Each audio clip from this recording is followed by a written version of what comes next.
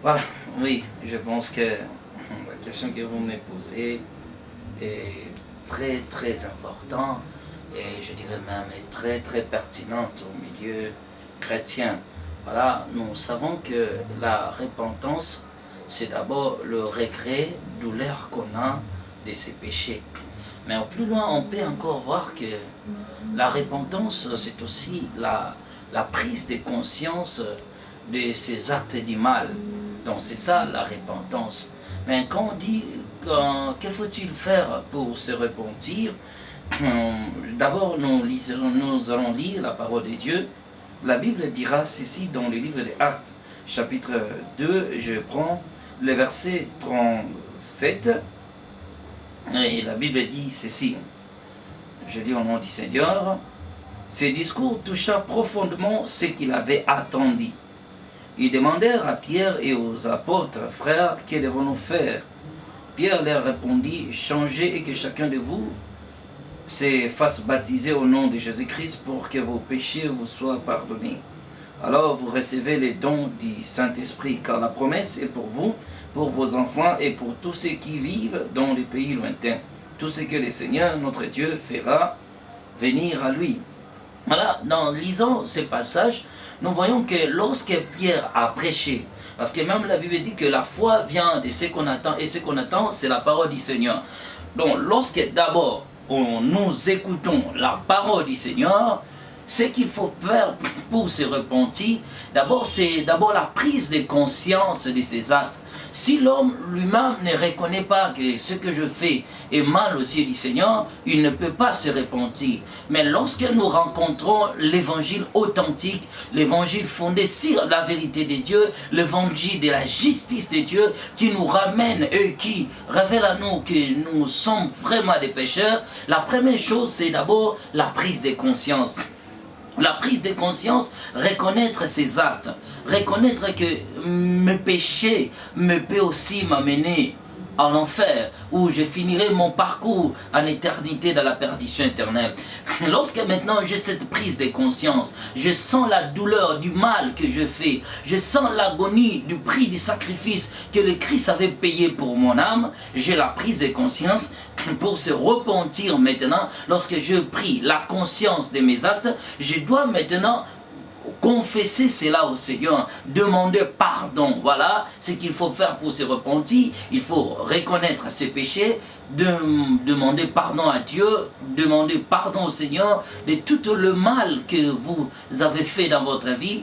Et troisième chose, dans cette ligne de la repentance, ce qu'il faut faire pour se repentir, il faudrait alors confesser toutes les choses que vous avez fait. Se repentir si vous avez fait du mal à quelqu'un, allez dire à la personne que vous l'avez fait du tort, demandez pardon à celui par qui vous avez offensé, demandez pardon au Seigneur par notre Dieu, par qui aussi vous avez foncé ou vous avez transgressé ses commandements. En demandant pardon, se prosterner, tu demandes pardon à Dieu. Seigneur, je regrette pour toutes les abus que j'ai commis. Donc la chose simplement à faire, c'est de reconnaître les mal et de confesser, de demander pardon au Seigneur. Voilà ce qui concerne la repentance. Pour la repentance, elle est la voie par laquelle nous entrons dans une relation parfaite avec le Créateur. Parce que dans la Bible dira encore, dans le livre des Actes des Apôtres, chapitre 17, le verset 30, que Dieu sans tenir compte des temps et d'ignorance, mais il nous appelle maintenant à se repentir, à prendre conscience que ce que nous faisons est mal devant Dieu. Tout ce qui est bon pour les hommes n'est pas seulement bon pour Dieu. Tout ce qui est vrai pour les hommes n'est pas nécessairement vrai pour Dieu. Alors lorsque je reconnais que la vérité de Dieu est au-delà de la raison humaine, je retourne auprès du Seigneur, je demande pardon, je dis Seigneur, je reconnais tout le mal que je fais, je veux vraiment donner ma vie en toi. Lorsque tu as la prise de conscience et que tu confesses, le Seigneur est prêt aussi pour nous pardonner. Voilà la chose à faire pour se repentir. Reconnaître seulement que tu es un pécheur et confesse tes péchés, le Seigneur te pardonnera.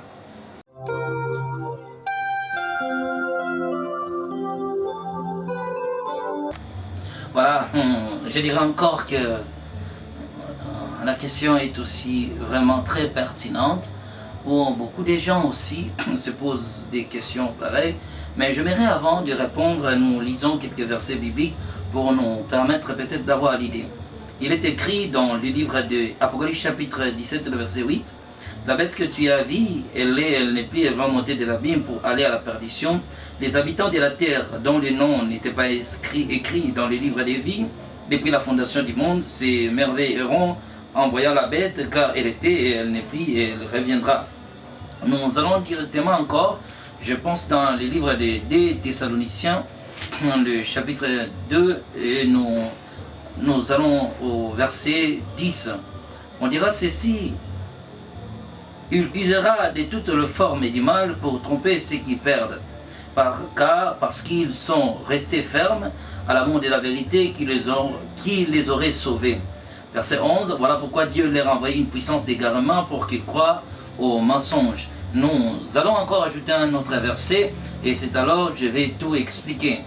Si nous prenons dans les livres de Proverbes, le chapitre 16, le verset 4, à la dernière alinéa, la Bible dit ceci: « L'Éternel a tout fait pour un but, même le méchant pour les jours du malheur. » Nous voyons dans ces deux passages, ou dans ces trois passages, que la Bible parle aussi de la prédestination.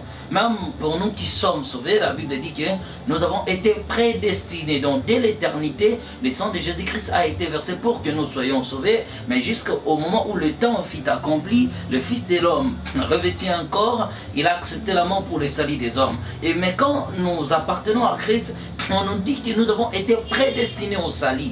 Nous avons été déjà prédestinés en Christ. C'est la raison que nous sommes enfants de Dieu. Et là, on dit encore, dans les passages que nous venons de lire, la Bible dit clairement, ce dont les noms n'ont pas été écrits de la fondation du monde dans les livres de vie. Nous savons que le livre de vie est le livre de racheté, le livre par lequel ceux qui sont destinés à l'éternité, ceux qui ont été choisis de Dieu, le prémisse de Dieu, c'est-à-dire les élus, les appelés, ainsi de suite, c'est eux maintenant qui font partie des gens, des âmes écrits dans le livre de vie.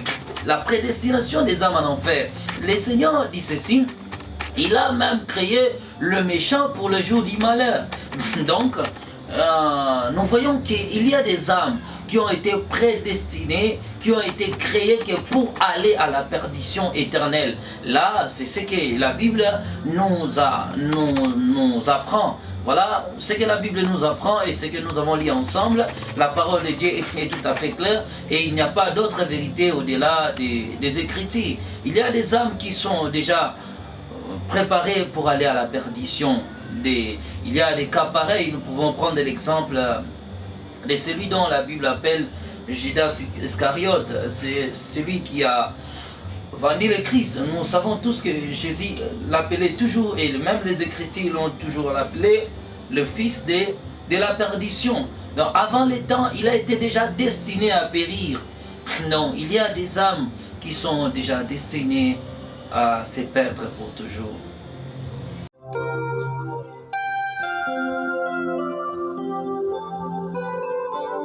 La question que vous me posez est vraiment tout à fait d'une grande importance.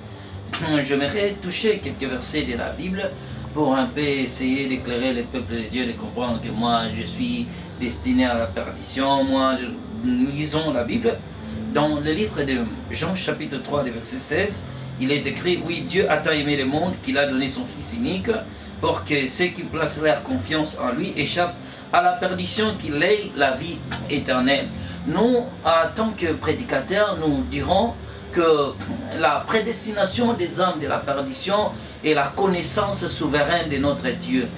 Dieu qui connaît que toute âme qui a été créée, celui-ci ira peut-être être sauvé ou celui-là ne sera pas sauvé. C'est dans le plan de sa souveraineté. Mais étant sur la terre, la balle est lancée pour tout le monde. Le Seigneur a dit qu'il a envoyé son Fils unique. Il n'a pas choisi de race, il n'a pas choisi de peuple, ni de tribus, ni de langues. Il a envoyé son Fils afin que tous les habitants de la terre, partout où vous êtes, vous pouvez invoquer le nom du Seigneur pour être sauvés. Donc personne ne peut porter en lui ce fardeau pour dire que comme moi je suis destiné à la perdition, que faire? Non, l'amour de Dieu nous appelle tous. Revenez au Seigneur. Et Dieu sait ce qui lui appartient. Il appellera toujours son peuple. Mais pour tous, l'invitation est lancée. Au moyen des prédications, au moyen des témoignages, des exhortations, de partout, des chansons. Je pense que la trompette de la parole est enseignée dans les 4 coins du monde entier. Que quiconque veut être sauvé doit toujours embrasser le Seigneur Jésus-Christ. Mais si vous le rejetez totalement et que vous croyez à la fausseté, vous croyez vous-même vous portez dans votre corps la marque de votre propre condamnation. Alors si vous sentez qu'en vous, que le péché vous condamne pour la perdition, parce que seul le péché ne peut condamner l'homme pour périr, alors dans ce cas, celui qui est un pécheur, celui qui vit encore dans les mal, il peut encore accepter le Seigneur Jésus-Christ. Et quand on vit, il n'est pas encore trop tard. L'amour de Dieu est toujours là. Les souffles là que Dieu te donne, les souffles là que le Seigneur te donne, la force que le Seigneur t'a toujours accordée, la joie, le bonheur, la richesse, tout ce que Dieu t'a donné à la vie, c'est n'est que pour un seul but, c'est de reconnaître la vérité et de l'accepter, de vivre pour lui. Voilà ce qui est important. Donc, étant homme sur la terre, nous sommes tous appelés à accepter le Seigneur pour être sauvés.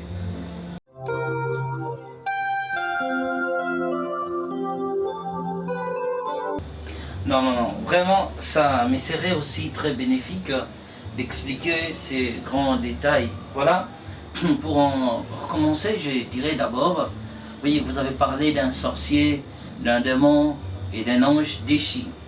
Voilà, d'abord le mot déchu veut tout simplement dire qui a perdu sa dignité, son rang, sa réputation. Alors Gide va le confirmer pour les anges déchus. On dit ceci dans la parole de Dieu, Gide 5 à 6. Laisse-moi vous rappeler des faits que vous connaissez bien. Après avoir délivré son peuple de l'esclavage en Égypte, le Seigneur a fait périr ceux qui avaient refusé de lui faire confiance. Dieu a gardé enchaînés en perpétuité dans les ténèbres pour le jugement du grand jour les anges qui ont abandonné leur demeure au lieu de conserver leur rang. Voilà, par rapport à la définition du mot déchu, et nous voyons que lorsqu'on dit un ange déchu, c'est les anges qui ont perdu leur dignité. Et qui sont-ils? C'était des anges qui étaient au service de notre Dieu, le Dieu créateur, comme nous connaissons tous, qui étaient tous au ciel. Mais ces anges furent séduits par celui que nous appelons Satan, le diable, connu sous le nom des astres brillants, qui, pour sa conspiration dans les lieux célestes, a séduit les anges. Et ces anges-là sont allés à la guerre pour détrôner Dieu de sa position, afin que le trône du diable soit au-dessus du trône de Dieu. Là, les enfants de Dieu peuvent encore le revérifier toujours dans le livre d'Ésaïe et verront encore ces plus grands détails. Alors, qu'est-ce qui va se passer lorsque les anges-là iront à la guerre? Apocalypse chapitre 12, si nous pouvons encore ajouter la lumière, la Bible dira ceci. Il fit précipiter les dragons, les serpents anciens qu'on appelle les diables et Satan. Je prends d'abord verset 7. Alors une bataille s'engagea dans les ciels. Michel et ses anges combattirent contre les dragons et celui-ci les combattit avec ses anges. Mais les dragons n'en remporta pas la victoire et ne pu maintenir leur position au ciel. Il fit précipiter les dragons, les serpents aciers qu'on appelle les diables. Et Satan, celui qui égare le monde entier, fit précipiter sur la terre et ses anges furent précipités avec lui. Ce sont des anges qui ont perdu leur position céleste, qui ont été corrompus avec Satan les diables, et dont après avoir essayé de combattre le Seigneur, mais il ne fit pas les plus forts, et Satan et ses acolytes furent précipités sur la terre. À cause qu'ils ont perdu leur dignité céleste, leur position céleste, c'est pourquoi on les appelle des anges déchus. Donc là, ce sont des anges déchus. Mais pour ce qui concerne maintenant les démons, nous pouvons voir dans le livre de Matthieu chapitre 8, la parole de Dieu va un peu nous éclairer là-dessus. On dit ceci. Matthieu chapitre 8, le verset 16. Il est écrit, le soir venu, on lui amena beaucoup de gens qui étaient sous l'emprise des démons. Par sa parole, il chassa ces mauvais esprits. Il guérit aussi toute le maladie. Alors, dans la classification des forces maléfiques, les démons sont la reproduction des anges déchus. C'est-à-dire, lorsque Satan est descendu avec ses anges, alors ils ont fait la reproduction des esprits méchants à leur service. C'est alors qu'il y a eu la naissance de ce qu'on appelle les démons. Là, je parle d'un langage spirituel, parce que nous sommes fondés sur la doctrine de révélation divine. D'où nos connaissances sont inspirées de Dieu. Alors, c'est là la naissance des démons, qui seront, nous pourrons dire, le fils ou le fils et les filles des anges déchus, la reproduction des anges déchus pour la continuité du mal. Et les démons, les anges déchus occupent plus des sphères célestes. Ils occupent des sphères célestes, comme Paul dit, nous luttons contre les esprits méchants, les autorités, les principautés, ainsi de suite, dans les lieux célestes.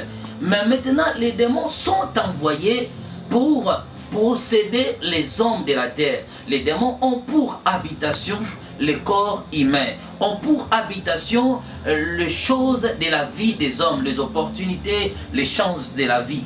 Alors tandis que les anges déchus occupent le rang le plus élevé par rapport aux démons. Donc les démons sont inférieurs aux anges déchus. Et ce sont souvent les démons qui possèdent maintenant les hommes. Parce que pour eux, le corps, ou bien la maison des démons, c'est le corps de l'homme. C'est là que les démons ont leur demeure. Jésus-Christ nous l'a encore montré là, lorsqu'il chassait le démon dans ces personnes, ces fous-là qui étaient possédés. Et je pense que les démons leur ont dit que Seigneur, ne nous fait pas de mal, mais envoyez-nous dans ces porceaux. Nous allons voir aussi que ces esprits habitent aussi ou créent aussi leur demeure dans les animaux, dans des maisons, dans des affaires, dans beaucoup de choses de la vie. Ils ont pour mission d'assujettir l'homme, de contrôler, de dominer et de détruire l'homme. C'est ça les démons, mais qui sont toujours des esprits tels que les anges déchus. Mais les anges déchus ont plus de rangs très élevés par rapport aux démons. Mais maintenant, un sorcier, c'est tout à fait simple. Un sorcier, c'est un homme qui est doté d'un pouvoir maléfique afin de nuire la vie des hommes. La sorcellerie a été créée pour les hommes. Le diable l'a créé pour chercher la manière, il cherchait à trouver des hommes sur la terre qui connaissent la réalité de la vie humaine, par lesquels l'homme sera plus capable de combattre son prochain qu'un esprit de combattre un être humain.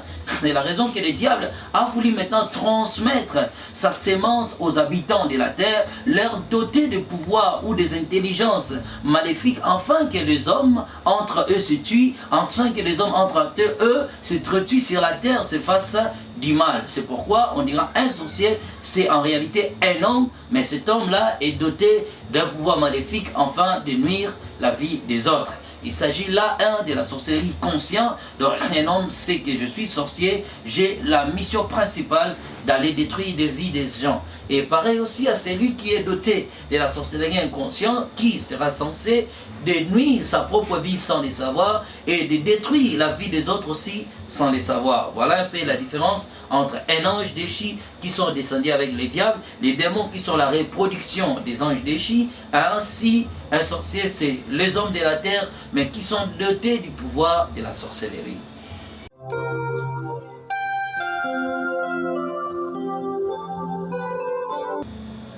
Voilà, merci.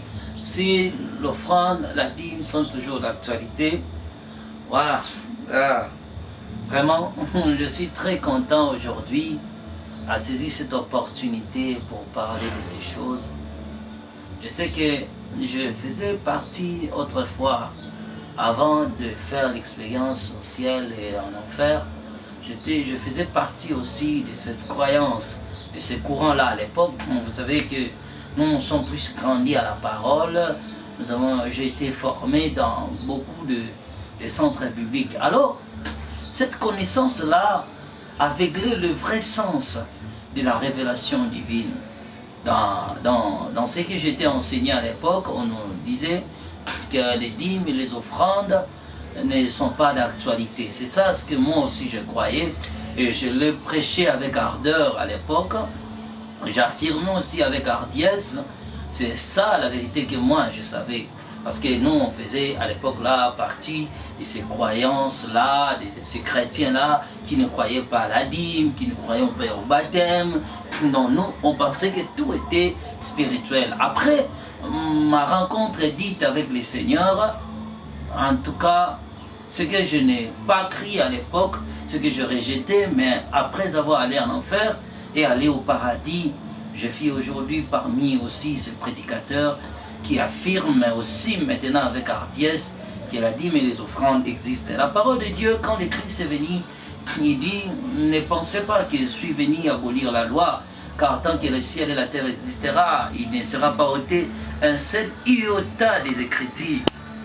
Il est écrit dans le livre de Malachie, un homme peut-il voler Dieu? Pourtant vous me volez, et puis vous demandez, à quoi avons-nous donc volé? Lorsque vous retenez vos offrandes et vos dîmes, vous êtes sous le coup d'une malédiction parce que tous ces peuples, vous tous, vous me volez.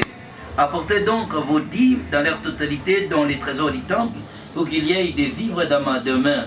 De cette façon-là, mettez-moi à l'épreuve, déclare l'Éternel, le Seigneur des armées célestes. Alors vous verrez bien si de mon côté je n'ouvre pas pour vous des esclises des cieux et ne vous comble pas avec surabondance de ma bénédiction. La parole de Dieu est tout à fait claire. Il y a des gens qui disent que cela n'a pas d'actualité dans le Nouveau Testament. Alors que si nous lisons, lorsque le Seigneur Jésus-Christ va parler de la dîme et des offrandes, il va le parler dans la nouvelle aussi, toujours dans la nouvelle alliance. Donc pour attester que la loi n'a pas été abolie par les seigneurs, mais la loi a été vue d'un autre angle par rapport au temps de la grâce. La dîme n'a jamais été ôtée, ni les offrandes ont été ôtées. Tous ceux qui ont suivi nos enseignements parlaient de la puissance des offrandes et des dîmes. Il y a aussi parmi les prédicateurs que je connais qui ne croient pas, aux dîmes, qui ne croient pas aux offrandes. Mais lorsqu'ils ont écouté par exemple les offrandes que nous avons révélées, des offrandes des alliances, des offrandes des rachats, des offrandes de la malédiction, des sacrifices, je sais qu'il y a ces prédicateurs-là qui m'ont appelé pour me dire, prophète, je veux que tu pries pour moi, mais que personne ne sache que c'est moi qui t'a appelé ou ne dit à personne.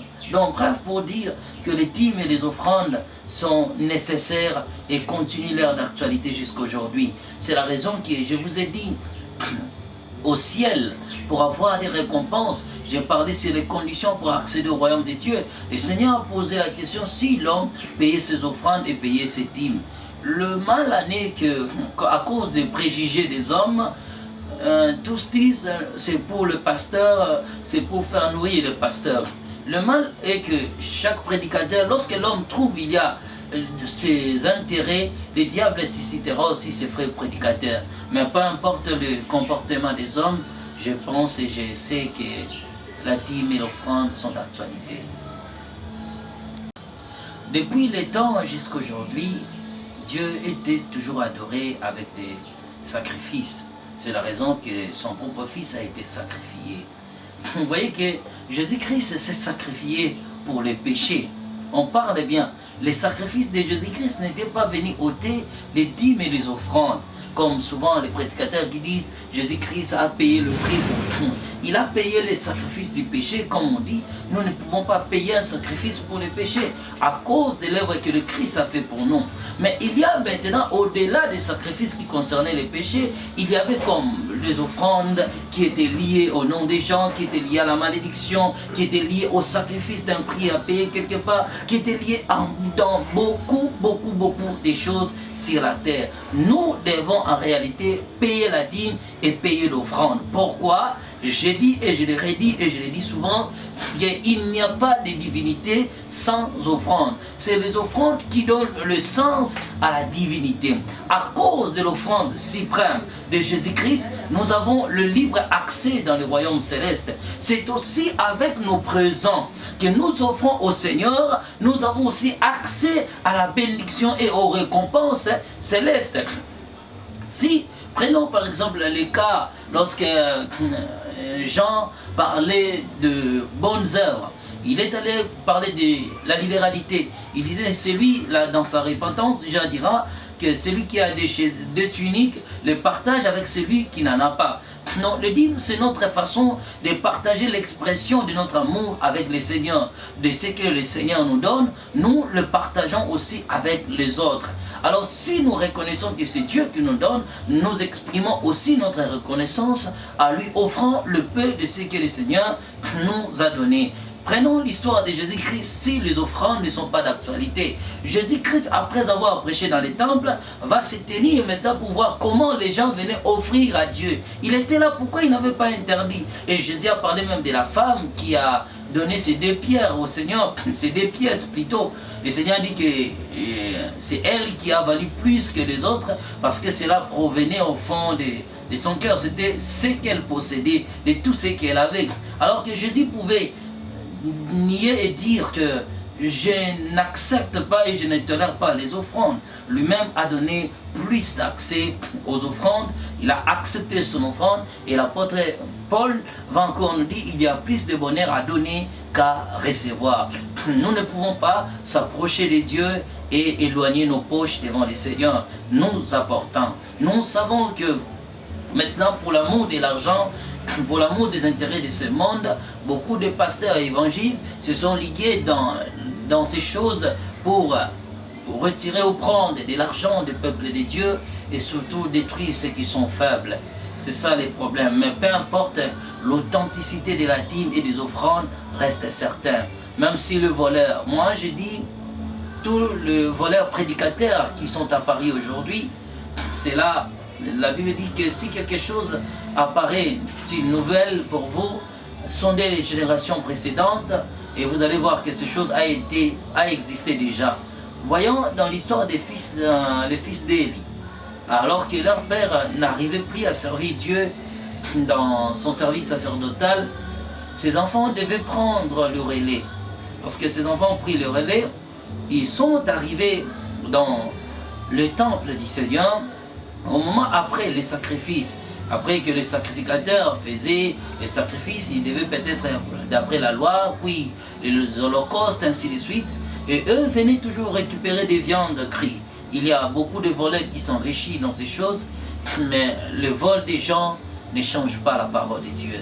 La dîme et les offrandes doivent continuer à accompagner l'Église jusqu'à son enlèvement.